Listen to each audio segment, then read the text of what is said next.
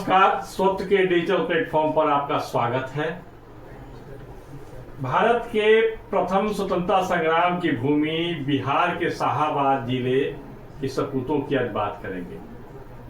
शाहाबाद जिले के दो सपूतों की आज जयंती है।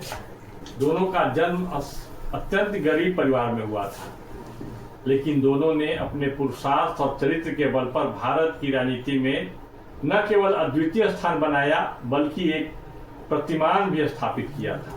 आज यानी 5 अप्रैल को ही स्वतंत्रता सेनानी और महान कांग्रेस नेता बाबू जगजीवन राम और बिहार के समाजवादी नेता रामानंद तिवारी की जयंती है।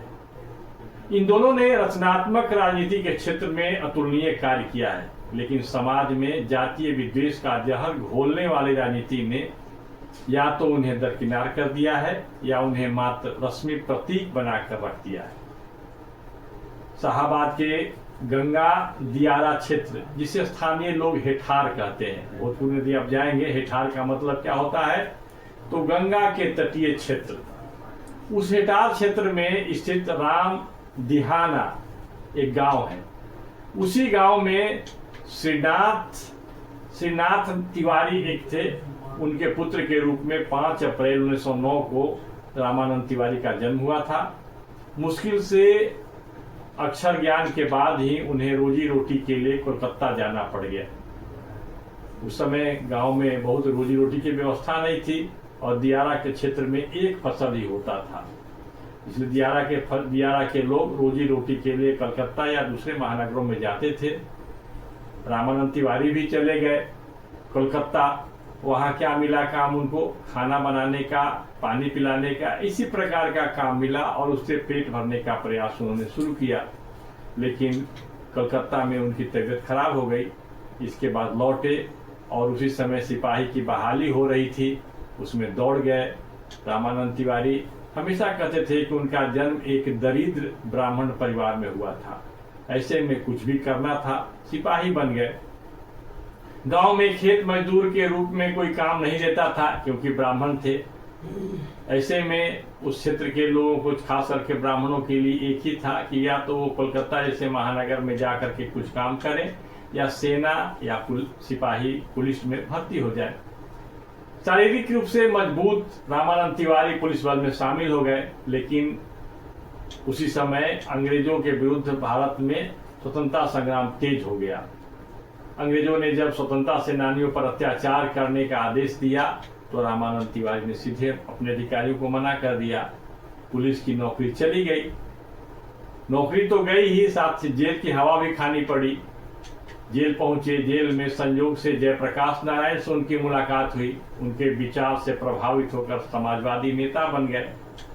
जेल से छूटने के बाद सिपाहियों की समस्याओं और अधिकारियों की प्रताड़ना को लेकर वे चिंतित थे और उससे मुक्ति दिलाने के लिए उन्होंने पुलिस मेंस एसोसिएशन की स्थापना की।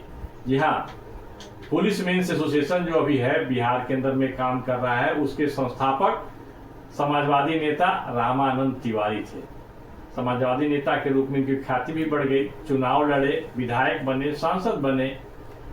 इतना ही नहीं, 1967 में जब समाजवादियों की सरकार बनी, कांग्रेस सरकार से च्यूत हुई, अलग हटी, 1967 में वे बिहार के पुलिस मंत्री और गृह मंत्री भी बने।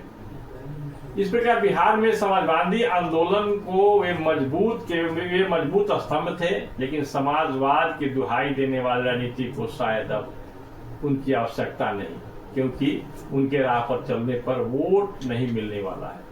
उनके पुत्र शिवानंद तिवारी भी विभिन्न समाजवादी दलों के साथ मिलकर राजनीति किए, विधायक बने, मंत्री भी बने, लेकिन अपने पिता द्वारा स्थापित मूल्य से वे दूर खड़े दिखते हैं।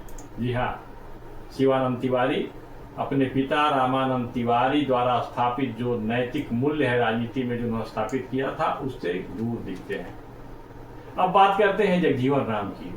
एक दलित नेता जिन्हें आदर से लोग बाबूजी कहते थे। आरा शहर के बिल्कुल करीब चंदवा गांव है। अब तो वो चंदवा गांव आरा शहर में ही आ गया है। उसी गांव में 5 अप्रैल 1908 को उनका जन्म हुआ था। इस अर्थ में वे रामानंद तिवारी से 1 वर्ष बड़े थे। दोनों में अच्छे संबंध थे। रामानंद तिवारी उन्हें बड़ा भाई भी कहते थे।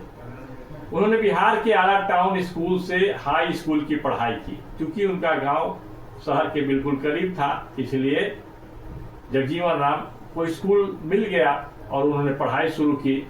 उसी स्कूल में एक बार मदन मोहन मालवीय आए थे, उनसे बातचीत हुई। मदन मोहन मालवीय से मुलाकात हुई जगजीवन राम की।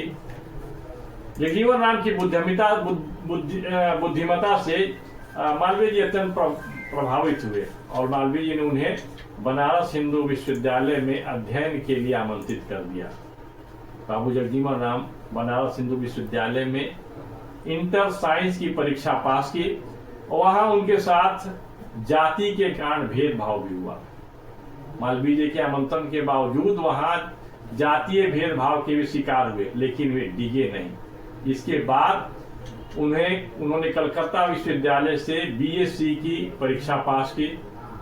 कभी कोई चुनाव नहीं हारने वाले बाबू जगजीवन राम एक विद्वान और व्यापक समझ रखने वाले नेता थे। उनके साथ भेदभाव भी हुआ था, लेकिन उन्होंने जातीय विद्वेष वाली राजनीति का कभी सहारा नहीं लिया। दलितों के हक की बात जरूर की, लेकिन दलितों को समाज से अलग करने के किसी भी प्रयास का उन्होंने डटकर विरोध किया था।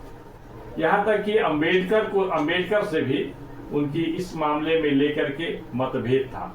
अंबेडकर को वे हमेशा अंबेडकर के लाइन को भी स्वीकार नहीं करते थे। उन्होंने कहा कि हम हिंदू हैं और हमारे परंपरा में, हमारे सनातन परंपरा में भी इस प्रकार के जो छुआछूत का भेदभाव है, कुरीति है, इसके निराकरण का हल है, समस्या का समाधान हो सकता है।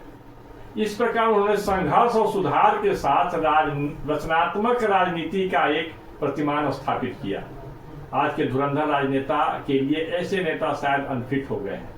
जातीय टकराव और गोलबंदी के सहारे वोट बटोरने वाले राजनेताओं के लिए जगजीवन राम और रामानंद तिवारी अनफिट हो सकते हैं, लेकिन राजनीति को समृद्ध बनाने में उनका योगदान भारत के इतिहास का स्वर्णिम अध्याय भी है। आज के वीडियो में बस इतना ही, फिर मिलेंगे। नमस्कार।